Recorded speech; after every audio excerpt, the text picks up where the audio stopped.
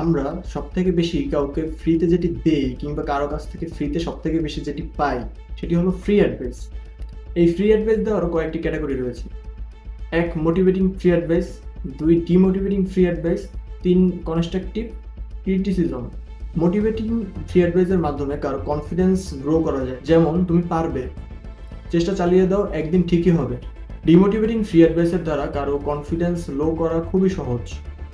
এই ফ্রি অ্যাডভাইসগুলো হলো তোমাকে দ্বারা সম্ভব না, এটা তোমাকে দিয়ে হবে না, বিভিন্ন ধরনের নেগেটিভ কথা। কনস্ট্রাকটিভ ক্রিটিসিজম হলো তুমি ভালো করছো কিন্তু আরও ইমপ্রুভ করার দরকার আছে। এর দ্বারা একটা মানুষ তার পোটেনশিয়ালকে আরও বুস্ট করে সামনে এগিয়ে যেতে পারে। সো ক্রিটিসিজমকে আপনি একটি পজিটিভ দিকেই রাখতে পারেন, কারণ এটির দ্বারা মানুষের ইমপ্রুভমেন্টের একটি চান্স আছে।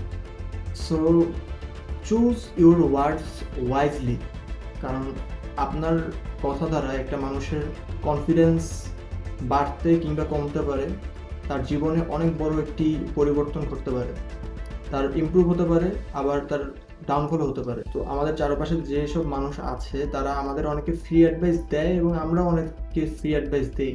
সো আমাদের ওয়াইজলি এটা নিতে হবে যে কে আসলে আমাদের ফ্রি অ্যাডভাইসটা পজিটিভলি দিচ্ছে, কে নেগেটিভলি দিচ্ছে, কারণ এর দ্বারা অনেক বড় একটি মানুষের কনফিডেন্সের উত্থান পতনের ব্যাপার আছে।